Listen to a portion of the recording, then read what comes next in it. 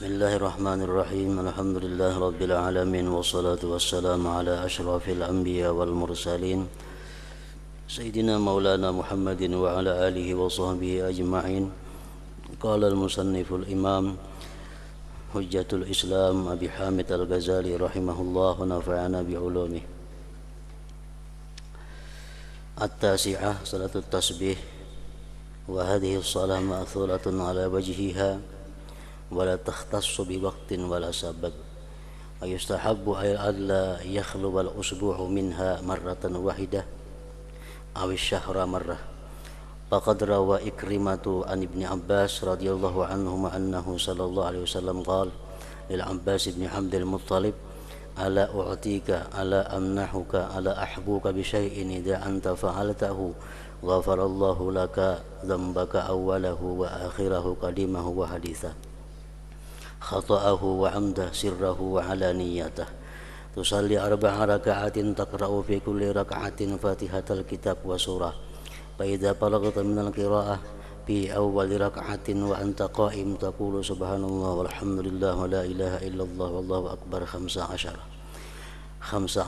مرة ثم تركع فتقولها وأنت راكع 10 مرات ثم ترفع من الركوع فتقولها قائما 10 ثم تسجد فتقولها 10 ثم ترفع من السجود فتقولها جالسا 10 ثم تسجد فتقولها وأنت ساجد 10 ثم ترفع من السجود فتقولها 10 فذلك 75 في كل ركعة تفعل ذلك في 4 ركعات إن استطعت أن تصليها في كل يوم مرة فافعل فإن لم تفعل ففي كل جمعة مرة فإن لم تفعل ففي كل شهر مرة فإن لم تفعل ففي السنة مرة إلى آخره.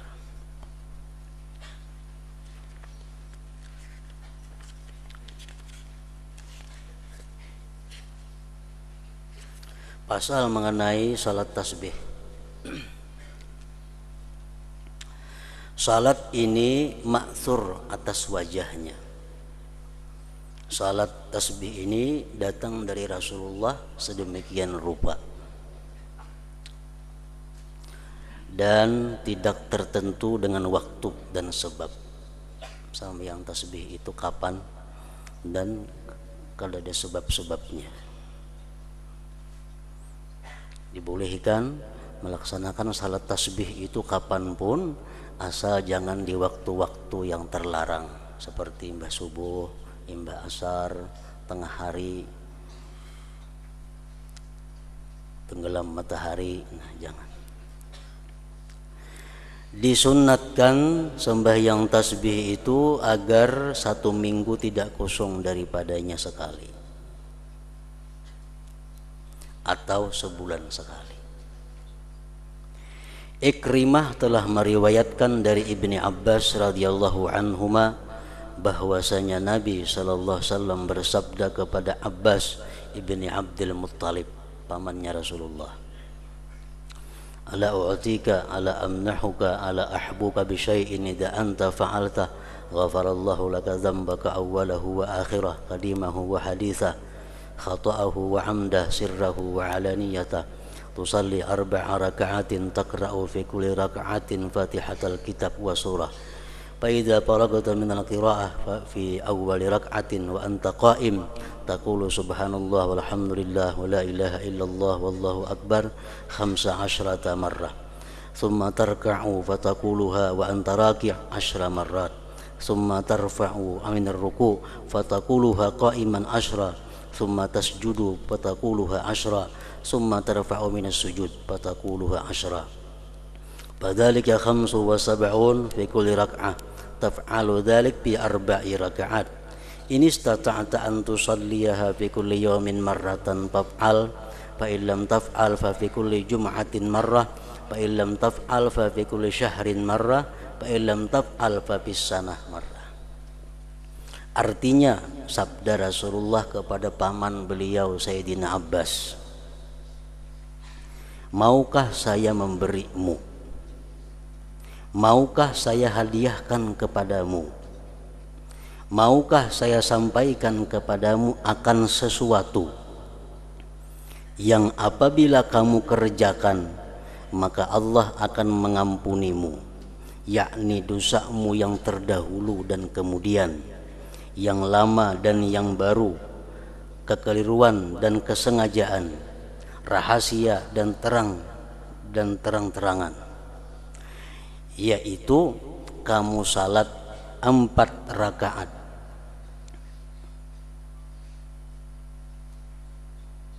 yang pada setiap rakaat kamu membaca Fatihah, Alkitab dan surah. Dalam hadis ini Rasulullah kadang menjelaskan surah apa yang dibaca. Yang penting tiap-tiap rakaat itu Fatihah dan surah. Oleh karena Rasulullah di sini kadang menjelaskan surat apa yang dibaca, akhirnya para ulama berijtihad. Ada yang panjang, ada yang pendek, ada yang sedang. Yang paling pendek adalah rakaat pertama sesudah Fatihah Alhaakumut Takatsur, rakaat kedua sesudah Fatihah Wal Asri, rakaat yang ketiga sesudah Fatihah Qul ya ayyuhal kafirun, rakaat keempat sesudah Fatihah Qul huwallahu ahad. Itu yang paling pendek.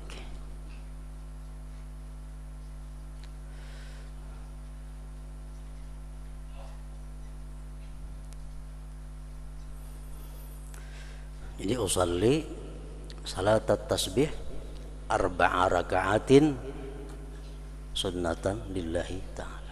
Aku sembahyang sunat tasbih 4 rakaat sunat karena Allah. Namun sekaligus 4 rakaat dan kada ada pakai tasahud kecuali tasahud akhir.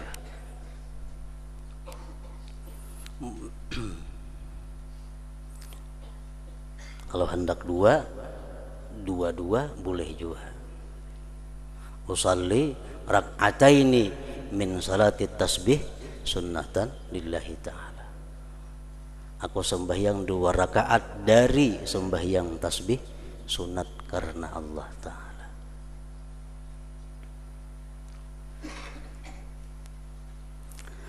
Apabila kamu telah selesai dari bacaan itu pada rakaat yang pertama, Fatihah sudah dibaca, Alhaakumut Takatsur sudah dibaca, dan kamu sedang berdiri, masih dalam keadaan berdiri, kamu ucapkan subhanallah walhamdulillah wa la ilaha illallah wallahu akbar 15 kali.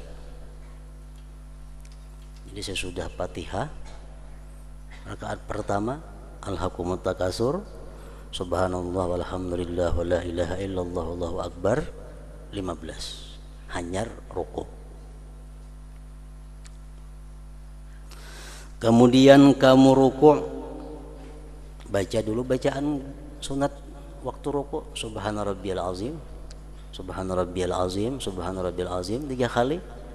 Hanyar dibaca subhanallah walhamdulillah wa la ilaha illallah wallahu akbar, dan membacanya 10 kali dalam keadaan rukuk.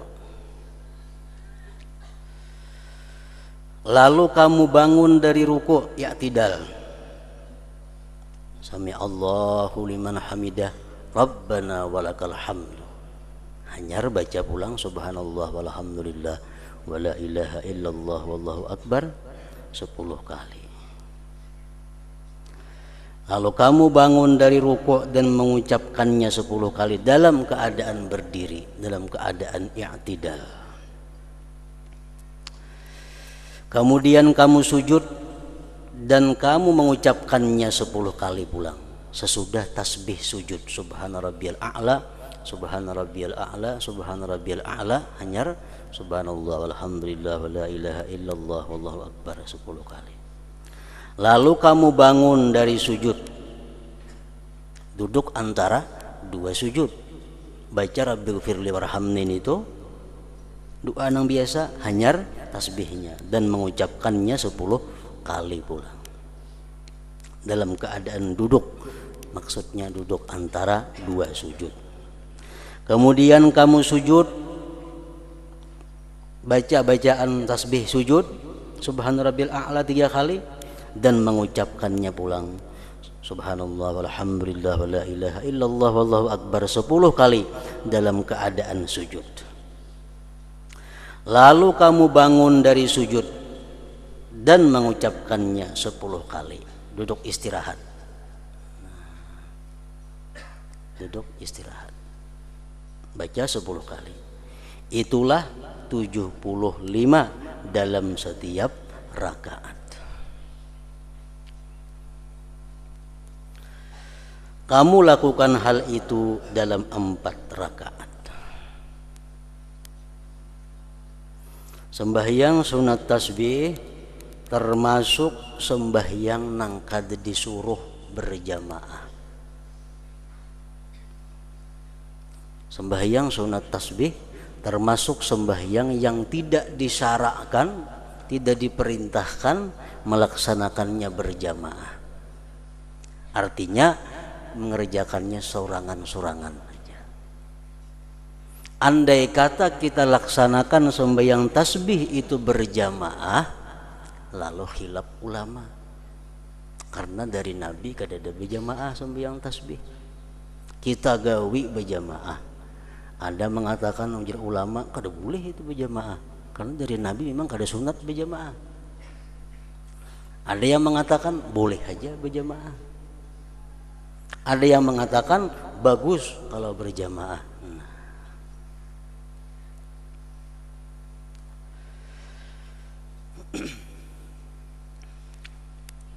Nah, kemudian tasbih tadi andai kata kita lupa di dalam satu rukun. Umpamanya rukuk. Subhana rabbiyal azim, subhana rabbiyal azim, subhana rabbiyal Allahu akbar. Sami Allahu liman hamidah. Yang tidak. Tinggal tasbih nang 10 waktu rukuk. Sudah sami Allahu liman hamidah. Bebulik kita kada boleh. Tarusakan aja, tarusakan waktu i'tidal tetap baca nang biasa 10. Karena waktu sujud hanya dibayar. Jadi waktu sujudnya kena 20. Waktu sujud 20. Andai kata waktu sujud itu kita ketinggalan tasbih nang 10,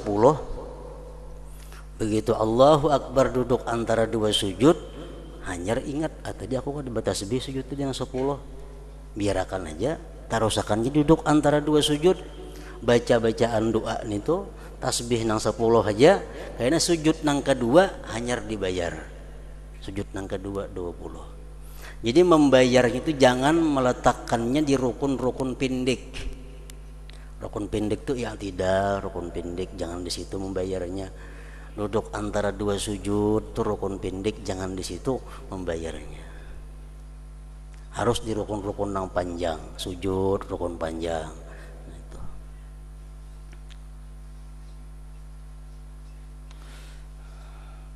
Jadi andai kata kita berjamaah lawan imam, si imam nang kada ingat Subhana Rabbil A'la, Subhana Rabbil A'la, Subhana Rabbil Allahu Akbar. Bangkit si imam kaduduk antara 2 sujud. Kita di belakang, imam kada bertasbih nang 10 nih. Nah, kita mesti umpat juga bangkit, ikuti imam. Yang hendak membaca nang 10 itu, umpat juga kita bangkit. Karena imam membayar di sujud nang kedua, kita umpat juga membayar di sujud nang kedua, menambal di sujud nang kedua itu.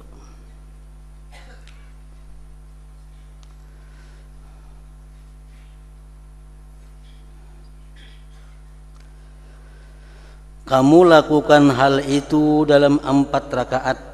Jika kamu mampu melaksanakannya pada setiap hari, maka lakukanlah. Sembahyang sunat tasbih tadi mengkawa tiap hari bagus benar. Jika kamu tidak melakukannya setiap hari, maka setiap Jumat sekali. Yang paling baik waktunya antara zuhur asar hari Jumat. Kita misal hendak sembahyang tasbih seminggu sekali, andaknya yang paling baik antara zuhur, antara Jumat lawan asar di situ mandak. Jika kamu tidak melakukannya seminggu sekali, maka pada setiap bulan sekali. Sebulan sekali. Sebulan sekali kada kawa jua, dan jika kamu tidak melakukannya maka setiap tahun sekali. Apabila tiap tahun tasarah aja, asal setahun sekali. Kita kebiasaan meletakkannya pada malam nisfu Sya'ban, itu hanya merupakan pemikiran dari para ulama, bukan ada ketentuan seperti itu. Malam nisfu Sya'ban hanya ada sembahyang tasbih, lain pada malam nisfu Sya'ban kada jadi masalah. Cuma mengingat bahwa malam nisfu Sya'ban itu malam mulia, malam yang baik, lalu ulama menetapkannya di situ baik sembahyang sunat tasbih. Dan di dalam riwayat lain bahwasanya ia mengucapkan pada awal salat subhanakallahumma wa bihamdik wa tabarakasmuk wa ta'ala jadduka wa taqaddasat asma'uka wa la ilaha ghairuk. Gantian doa iftitah di rakaat yang pertama itu. Hanya baca auzubillah itu. Artinya maha suci engkau ya Allah, dan dengan segala pujimu, maha suci namamu, maha tinggi kemuliaanmu, maha suci namamu dan tidak ada Tuhan selain. Kemudian ia membaca tasbih 15 kali sebelum bacaan Al-Fatihah dan 10 kali setelah bacaan Al-Fatihah, dan selanjutnya 10 kali 10 kali. Dan ia tidak membaca tasbih setelah sujud akhir dalam keadaan duduk. Jadi kalau kita waktu berdiri itu membaca tasbihnya 25, berarti duduk istirahat kada bertasbih. Tasahud akhir kada bertasbih. Karena sudah waktu berdiri kita mengandak 25. Sebelum Fatihah 15 kali, sesudah membaca surah kaina 10 kali. Boleh juga macam itu. Ini adalah yang terbaik dan adalah pilihan Ibnul Mubarak. Itu jar yang baik. Jadi imba doa iftitah tasbih 15. Fatihah Al-Hakumut Takasur hanya 10. 10 duduk istirahat lalu langsung naik Allahu Akbar. Berdiri yang kedua langsung 15 pulang. Fatihah wal asri 10 kali pulang, 10 sujud terakhir 10, tasahud akhir kada bertasbih. Menurut sebagian ulama ini lebih baik. Ada lagi pendapat ulama yang baik yang pertama itu berdiri 15, untuk istirahatnya ada 10, tasahud akhirnya 10, berdiri 15 saja. Itu nang baik ujar. Ada juga mengatakan ulama demikian. Kenapa baiknya? Supaya setiap rukun sembahyang tuh ada tasbihnya. Amun di berdiri salah sudah 25, tasahud akhir kena pernah kada ada tasbihnya. Nah, jadi supaya dalam setiap rukun, setiap gerakan itu jangan kosong dari tasbih, waktu berdiri cukup 15. Kayaknya 10. Mun berjamaah ini imam mesti beritahu cara nama yang dipakai. Jadi kalau sembahyang berjamaah, sembahyang tasbih, imam mesti memberitahu dahulu sebelum mulai cara nang kayak apa dipakai tasbihnya. Apakah nang berdiri 25 atau berdiri 15 saja, supaya makmum jangan mauk di belakang.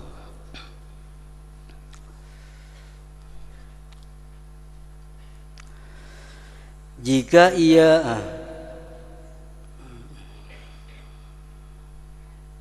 ini adalah yang terbaik dan adalah pilihan Ibnu Mubarak. Dari dua riwayat itu jumlahnya tasbih adalah 300 tasbih. 4 rakaat jumlahnya 300 kali. Serakaat 75. Jika ia mengerjakannya di siang hari maka dengan 1 kali salam. Itu yang terbaik. 4 rakaat langsung. Dan jika ia mengerjakannya tasbih di malam hari maka dengan 2 kali salam. Itu adalah lebih baik. 2. Usalli rak'ataini min salati tasbih sunnatan lillahi ta'ala. Karena mendatang hadis anna salatal lail mathna mathna, bahwa sembahyang sunat di malam hari itu 2 rakaat salam, 2 rakaat salam.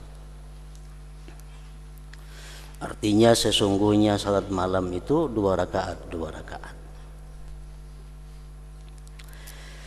Jika setelah membaca tasbih ia menambah ucapan la haula wala quwata illa billahil aliyyil azim, artinya tidak ada daya dan kekuatan kecuali dengan pertolongan Allah yang maha tinggi dan maha agung, maka itu baik.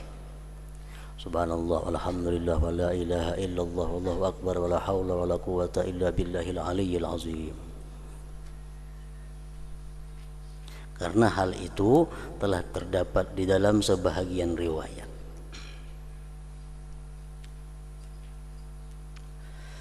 Inilah salat-salat yang maksur yang datang daripada Rasulullah.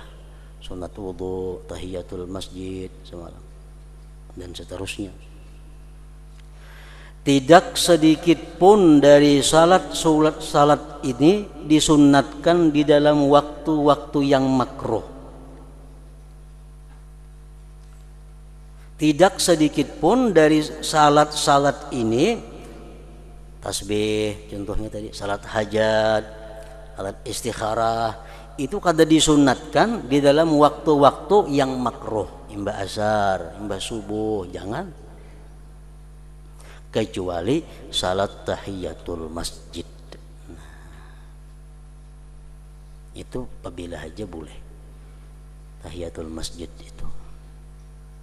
Imbah asar kah masuk masjid, sembahyang tahiyatul masjid boleh. Imbah subuh masuk masjid, sembahyang tahiyatul masjid boleh. Kalau imbah subuh sembahyang istikharah kada boleh. Artinya haram hukumnya dan kada sah sembahyangnya.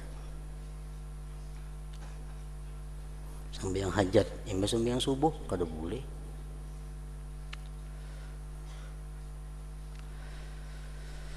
Dan apa yang telah kami datangkan setelah tahiyatul masjid dari 2 rakaat sunat wudu,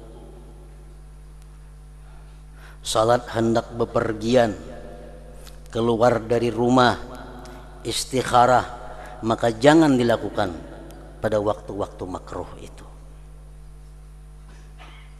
Di sini Imam Ghazali, pengarang kitab ini, berlainan pendapat dengan kebanyakan ulama fikih. Ulama fikih mengatakan bahwa sunat wudu itu boleh dilakukan pada waktu makruh. Mbak Asar boleh sunat wudu. Tapi kalau Imam Ghazali mengatakan kada boleh. Imam Ghazali mengatakan kada boleh. Karena larangan itu muakkad, dikuatkan. Kada boleh sembahyang sunat imbah asar, imbah subuh, itu kuat larangannya. Sedangkan sebab-sebab ini lemah, maka tidak mencapai derajat gerhana. Nah, kalau gerhana matahari, ayo imbah asar kada apa-apa, karena ada sebab sebelumnya. Istisqa umpamanya, sembahyang minta hujan, dan tahiyatul masjid itu boleh apabila haja, karena ada sebab nang kuat nang membuat inya dibolehkan menggawi pada waktu-waktu makruh.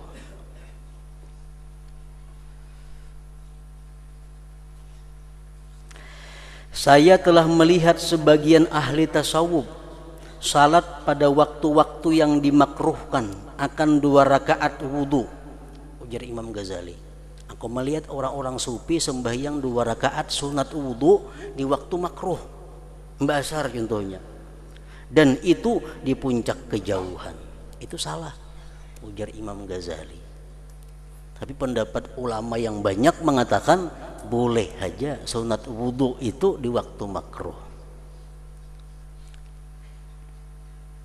Imam Ghazali berpendirian bahwa sunat wudu kada boleh imbah asar, imbah subuh pada waktu-waktu makruh lainnya. Alasannya apa? Karena ujasidin wudu itu tidak menjadi sebab untuk salat. Wudu tidak menjadi sebab untuk salat, tetapi salat itu menjadi sebab untuk wudu. maka sayogianya ia berwudu untuk salat, bukan ia salat karena ia berwudu. Setiap orang yang berhadas yang ingin salat pada waktu karahiyah, pada waktu makruh, maka tidak ada jalan baginya selain berwudu dan ia salat, maka tidak ada lagi makna kemakruhan. Ujar Imam Ghazali, kalau orang hendak sembahyang yang asar, baudunya sembahyang sunat wudu yang asar, amun itu dibolehkan di situ, kada ada lagi makna kemakruhan waktu di situ. Dan tidak sayogianya seseorang itu berniat 2 rakaat wudu sebagaimana ia berniat 2 rakaat tahiyatul masjid. Di sini Imam Ghazali berbeda pulang pendapat dengan ulama fikih kebanyakannya. Imam Ghazali mengatakan sembahyang sunat wudu itu kada ada niatnya sunat wudu. Jadi kalau kita berwudu hendak sembahyang sunat wudu, usalli rakaatain sunatan lillahi ta'ala, cukup. Kada ada usalli sunnatal wudu, kada ada menurut Imam Ghazali. Menurut ulama fikih seperti Imam Nawawi contohnya, beliau mengatakan sunat wudu itu ada niatnya, usalli sunnatal wudu. Makanya boleh dilaksanakan pada waktu-waktu makruh. Itu pendapat kebanyakan ulama fikih, bertentangan dengan Imam Al-Ghazali.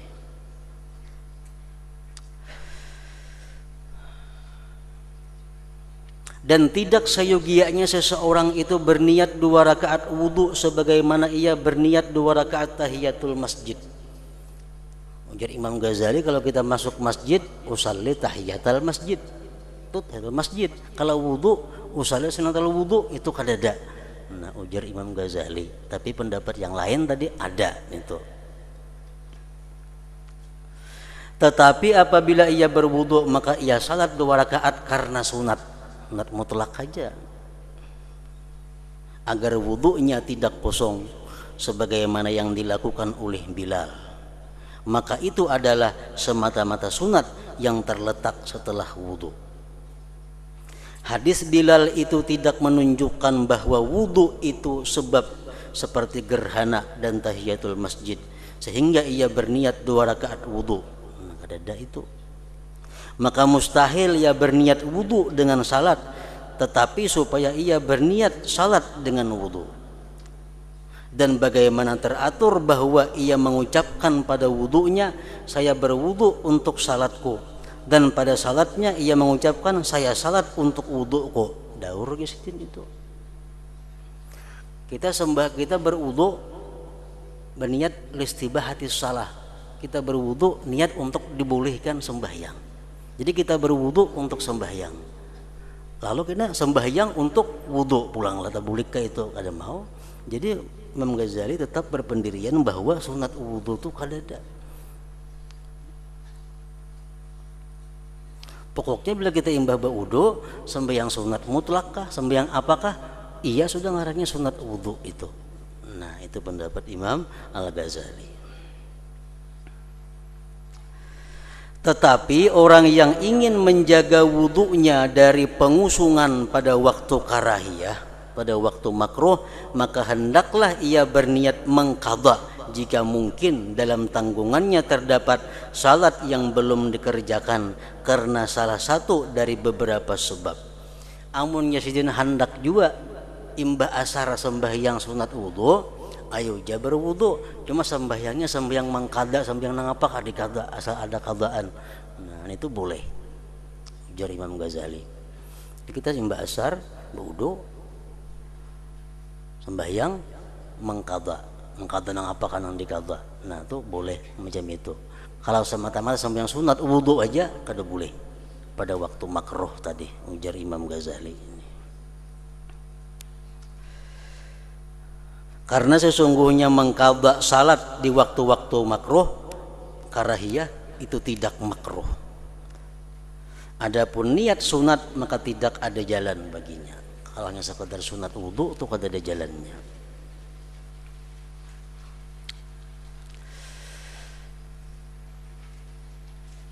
Jadi kesimpulannya, sembahyang sunat wudu menurut ulama fikih itu ada dan niatnya ada. Usalli sunnatal wudu. Boleh dikerjakan pada waktu makruh. Ini pendapat yang kebanyakan ulama. Imam Ghazali berpendapat sunat wudu itu kadada.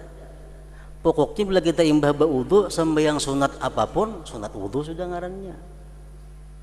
Dan kada boleh sembahyang itu di waktu makruh kecuali mengqadha. Nah, itu ujar Imam Ghazali.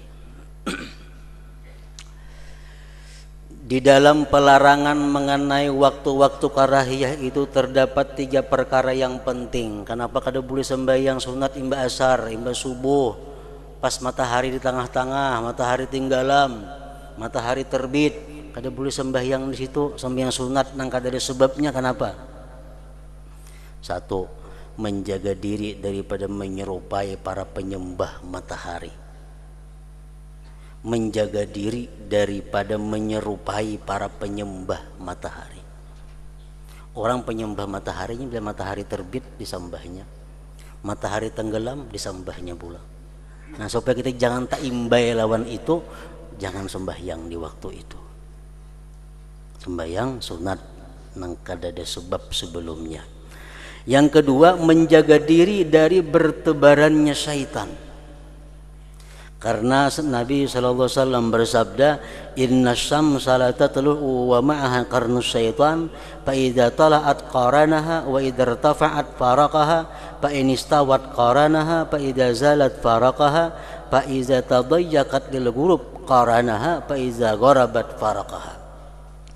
Artinya sesungguhnya matahari itu terbit, bersama itu terdapat tanduk syaitan. Apabila matahari itu terbit, maka syaitan itu menyertainya. Apabila matahari itu meninggi, maka syaitan memisahkannya.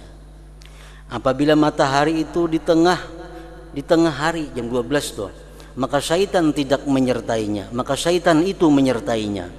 Apabila matahari tergelincir 12:05 sudah umpamanya 12:05 menit, maka syaitan memisahkannya.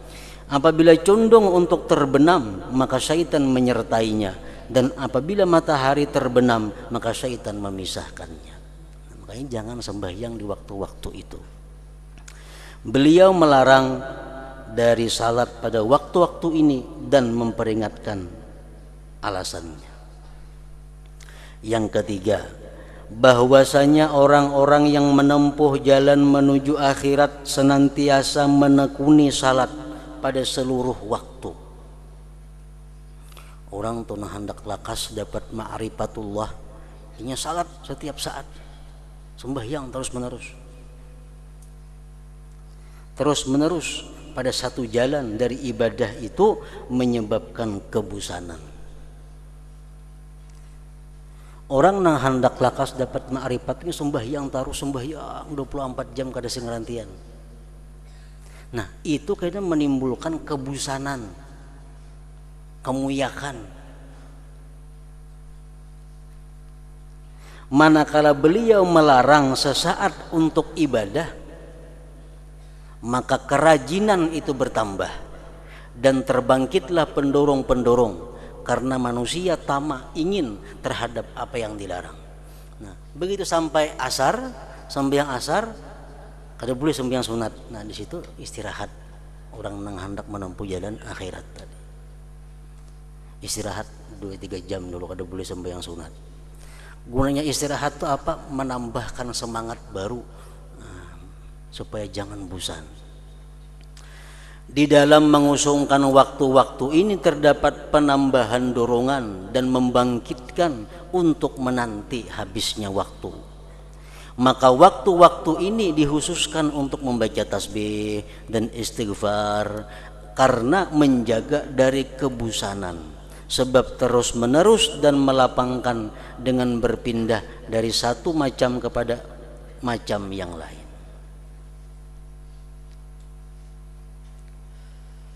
Jadi mbak asar waktunya istighfar, waktunya membaca salawat, waktunya membaca tasbih, waktunya membaca kitab. Mbak asar jangan sembahyang supaya ada iramanya di dalam beribadah, kada semacam terus menerus. di dalam mengambil hal baru terhadap kelezatan dan kerajinan, dan di dalam keterus-menerusan pada sesuatu terdapat keberatan dan kebosanan. Oleh karena itu salat tidak sujud semata, rukuk semata, dan tidak berdiri semata, tetapi ibadah-ibadah itu disusun dari amal-amal yang bermacam-macam dan zikir yang berbeda-beda. Sembahyang ada berdiri, ada ruku, ada sujud, ada duduk antara dua sujud, duduk tasyahud, supaya sembahyang tuh orang jangan bosan. Lain kalau malaikat, ini ada sifat bosan. Ada malaikat yang diciptakan Allah ruku sampai hari kiamat, kada sing bangkitan. Ada malaikat yang gawenya sujud melulu sampai hari kiamat, karena malaikat itu kadang mengenal sifat bosan dalam dirinya. Nah, manusia ada diletakkan Allah nafsu bisa bosan, bisa muyak. Lalu sembahyang itu dirubah-rubah bentuknya, kadang-kadang berdiri ini bacaannya, ruku ini bacaannya, supaya menghilangkan kebosanan itu. Sesungguhnya hati itu mendapatkan kelezatan baru dari setiap amal dari keduanya ketika berpindah kepadanya, dan seandainya ia menekuni pada satu hal, niscaya kebosanan bersegera menjalar kepadanya, kepada hatinya maksudnya. Apabila adalah ini menjadi hal-hal yang penting dalam larangan dari menggunakan waktu-waktu yang makruh, sampai yang lain daripada yang demikian itu, daripada rahasia-rahasia yang lain yang tidak ada di dalam kekuatan manusia mengetahui atasnya, sedangkan Allah dan Rasulnya yang lebih mengetahui tentangnya. Manusia hanya tahu 3 itu sebabnya. Kenapa kada boleh sembahyang sunat imba asar, imba subuh, terbit matahari, tenggelam matahari? Alasannya ya 3 tadi. Tapi Allah dan Rasulnya lebih tahu lagi macam-macam alasannya selain daripada nang 3 itu, sehingga kada boleh kita sembahyang di waktu itu. Mana haram, mana kada sah.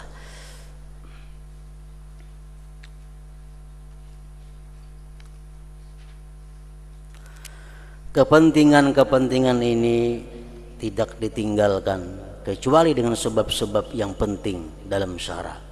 Sembahyang tuh ibadah yang sangat bagus, sembahyang. Amaliyah yang paling abdal, sembahyang.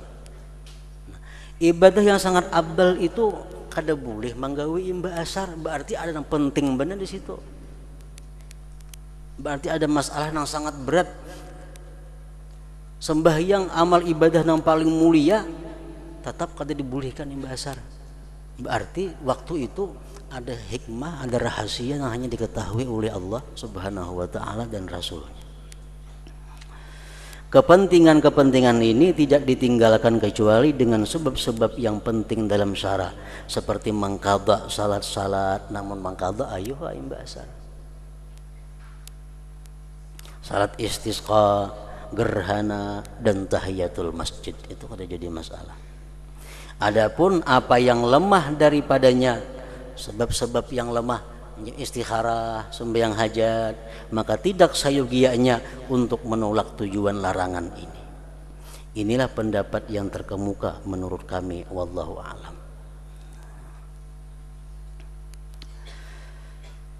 Sempurnalah kitab rahasia-rahasia salat dari kitab Ihya Ulumuddin dengan memuji Allah, pertolongannya dan kebaikan taufiknya.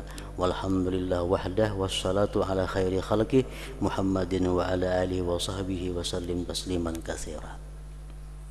Nah, kita sambung insyaallah kena kitab mengenai adabul kasbi, kitab tentang tata cara aturan orang berusaha mencari rezeki Allah Subhanahu wa taala. Jadi sesudah sembahyang kita disuruh mencari rezeki. Fa iza qudiyatis shalah fantashiru fil ardh. Tuntung sudah sembahyang disuruh berusaha. Nah, kayak apa cara-cara berusaha supaya usaha itu mendapatkan rezeki yang halal, yang diberkati oleh Allah Subhanahu wa taala.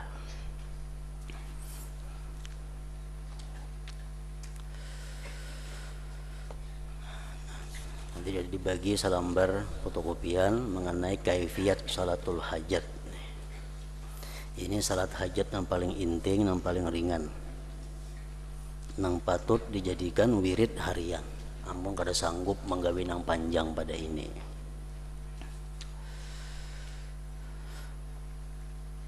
Kaifiyat salatul hajat. Qala Rasulullah sallallahu alaihi wasallam, man kanat lahu hajatun ila Allah fal yusbighil wudu'a wal yusalli rak'ataini yaqra'u bil ula bil Fatihah wa ayatil kursi wa bil tsaniyah bil Fatihah wa amanar rasul summa yatashahhadu wa yusallimu wa yad'u bi hadzal du'a. Bersabda Rasulullah sallallahu alaihi wasallam, artinya barang siapa baginya hajat kepada Allah, siapa-siapa yang ada hajat kepada Allah, semua anak kita berhajat Allah Ta'ala. Setiap hari kita kada bisa lepas berhajatnya kita kepada Allah. Maka sempurnakan wudhu dulu. Jadi sembahyang hajat ini dilaksanakan mesti pemulaan. Ibaratnya kita banyak sembahyang witir, misalnya sembahyang macam-macam. Hajat dulu pemulaan. Kenapa? Karena dasarnya sembahyang hajat itu mesti berwudu dulu dengan wudu yang sempurna. Pengertian isbagul wudu, sempurna wudu itu artinya kita laksanakan nang sunat-sunat wudu. Di samping rukun, nang sunatnya pun digawi, nang makruhnya ditinggalkan. Itu wudu yang isbag, wudu yang sempurna. Kalau wudu bebarang haja, yang hajatnya jelas sudah diterima oleh Allah Subhanahu wa Ta'ala. Jadi wudu yang sempurna mulai membasuh tangan dulu 3 kali. Bismillahirrahmanirrahim, bersiwak, basuh tangan 3 kali, mengkumur 3 kali, masukkan baju ke dalam hidung 3 kali. Hanyar seterusnya. Pokoknya nama sunat wudu digawi, nang makruh-makruhnya ditinggalkan. Itu ngarannya adalah menyempurnakan wudu. Dan salat 2 rakaat, membaca pada rakaat pertama suratul Fatihah dan ayat kursi, dan pada rakaat kedua suratul Fatihah dan amanar rasul sampai habis. Ada bismillahirrahmanirrahim, kata langsung waladhdallin amin. Allahu la ilaha illa huwal hayyul qayyum la ta'khudhuhu sinatun wa la naum. Yang kedua itu juga waladhdallin amin, amanar rasul, seterusnya. Kemudian bertasyahud dan salam. Tentang salam artinya berdoa dengan ini doa. Allahumma ya mu'nisa kulli wahid wa ya sahiba kulli farid wa ya qariban ghaira ba'id wa ya syahidan ghaira ghaib wa ya ghaliban ghaira maghlub ya hayyu ya qayyum ya dzal jalali wal ikram ya badi'as samawati wal ard as'aluka bismikar rahmanir rahim al hayyul qayyum alladhi anat lahul wujuh wa khasha'at lahul aswad wa wajilatil qulub min khasyatih an tusalli ala Muhammad wa ala ali Muhammad wa an taf'ala bi. Hanya hajat napa? Sambat ya hajat lagi. Bahasa Indonesia, bahasa kampung aja. Makin banyak hajat yang kita sambati, Allah makin ketujuh. Allah makin senang. Makin banyak memberi pahala.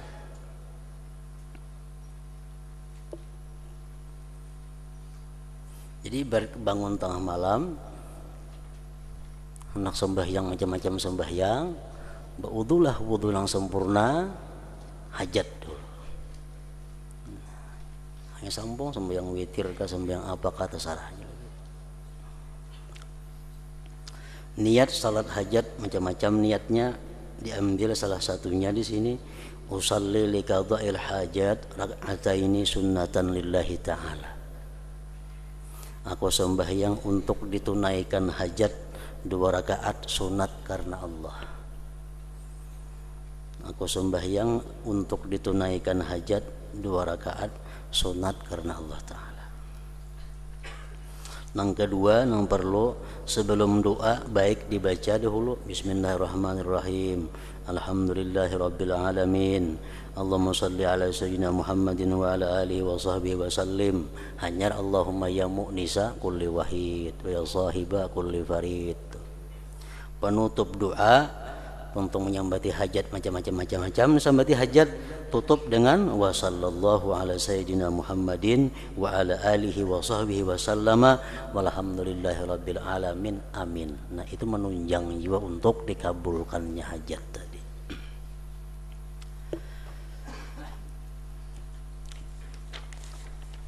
Para ulama menjelaskan bahwa ada 10 hajat pokok yang perlu kita minta kepada Allah setiap hari.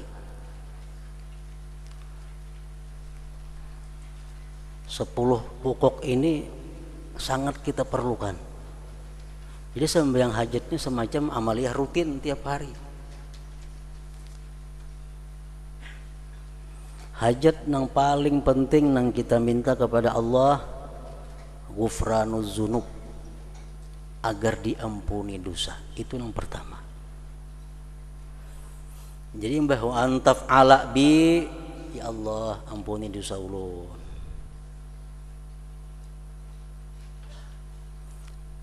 Boleh ditambah lagi orang tua ulun, siapa-siapa kata tambah situ terserah aja.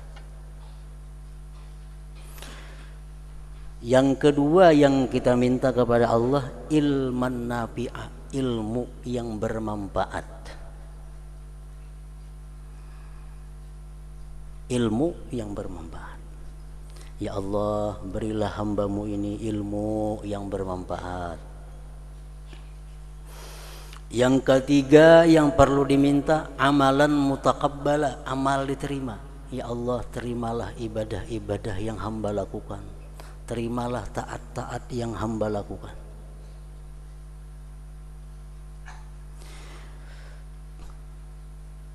Yang keempat, rizqan wasi'an halalan thayyiba. Ya Allah, berilah hamba rezeki yang luas, yang halal lagi baik. Berilah hamba rezeki yang luas, lagi halal, lagi baik.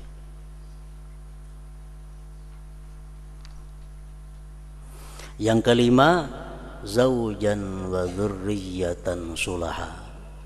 Ya Allah, berilah hamba pasangan hidup dan zuriat yang saleh.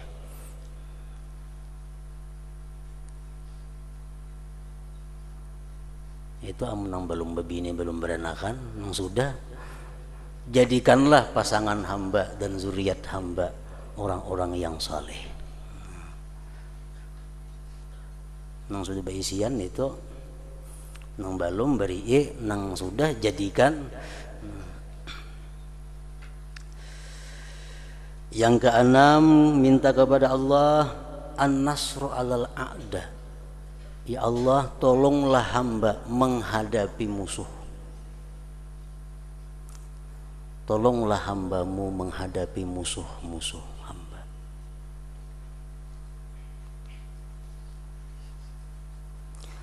Yang ketujuh, as-salamata anil bala. Ya Allah, selamatkanlah hamba-Mu daripada bala.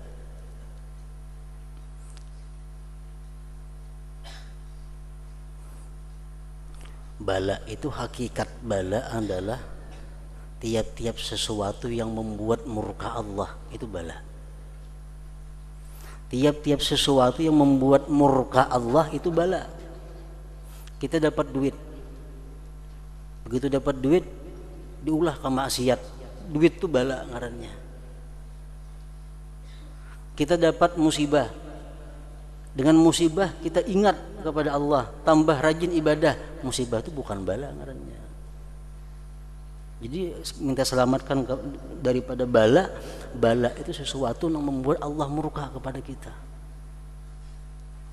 Amun mana sudah dapat bala, ditambah pulang kalau kasah kada sabar, maginnya lagi. Yang ke-8, kita minta kepada Allah tulu umrin ma'as-sihhati wal afiyah wal quwwah ala taqwa. Ya Allah, hamba minta kepadamu kesehatan, keafiatan, kekuatan atas takwa kepadamu.